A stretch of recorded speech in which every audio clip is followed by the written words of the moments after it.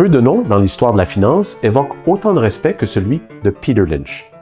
Gestionnaire chez Fidélité du fonds Magellan de 1977 à 1990, il hérite d'un fonds de 18 millions et le fait croître à plus de 13 milliards à son départ, grâce notamment à un rendement spectaculaire de 29,2% en moyenne, soit près du double de celui de l'indice S&P 500.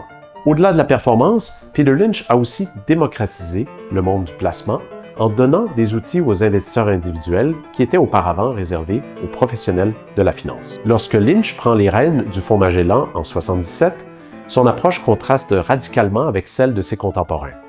Il construit d'abord un portefeuille de 1400 titres dont le taux de rotation annuel dépassait les 300%. Il lisait des centaines de rapports annuels chaque semaine et visitait des dizaines de compagnies chaque mois. Dans son livre One Up on Wall Street, le premier de 3 ouvrages à succès, Lynch évoque sa philosophie.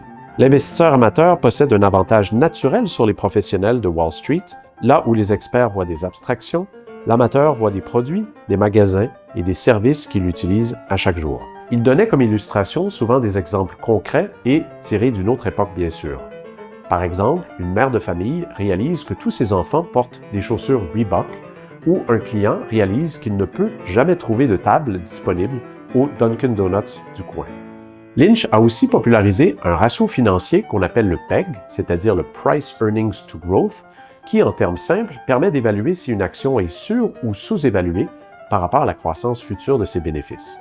Évidemment, il regardait un ensemble d'autres facteurs, mais aujourd'hui, un portefeuille d'actions américaines de 20 titres rééquilibrés mensuellement qui respecterait l'ensemble des critères élaborés par Lynch aurait encore du succès en bourse avec une surperformance estimée à plus de 4% par année. En mai 90, à seulement 46 ans et au sommet de sa gloire, Peter Lynch annonce sa retraite, ce qui stupéfait Wall Street, en mentionnant qu'il voulait être davantage présent avec sa femme et ses 3 filles, dont il avait manqué trop de moments importants. Après sa retraite, maintenant 3 fois plus longue que sa carrière de gestionnaire de portefeuille, Peter Lynch est resté présent, notamment chez Fidélité et dans le paysage financier. Il a aidé à façonner une culture de gestion de portefeuille basée sur la sélection des titres qui a influencé notamment Joel Tillinghast et encore aujourd'hui Mark Schmel. Finalement, Peter Lynch a toujours critiqué la tentation de synchroniser les marchés, l'obsession des prévisions économiques et le biais de disposition, c'est-à-dire de vendre ses gagnants trop tôt, de conserver ses perdants trop longtemps, ou, ce qu'il mentionnait, couper les fleurs pour arroser les mauvaises herbes. Finalement, il mentionne encore aujourd'hui que beaucoup plus d'argent s'est perdu en tentant d'anticiper les corrections en bourse qu'à cause des corrections elles-mêmes. Selon lui, un portefeuille diversifié de titres bien sélectionnés et détenus à long terme peut surpasser les stratégies les plus sophistiquées à condition de demeurer rationnel dans les inévitables périodes difficiles. Sa citation à ce sujet est devenue célèbre. En bourse, l'organe clé, ce n'est pas le cerveau, c'est l'estomac.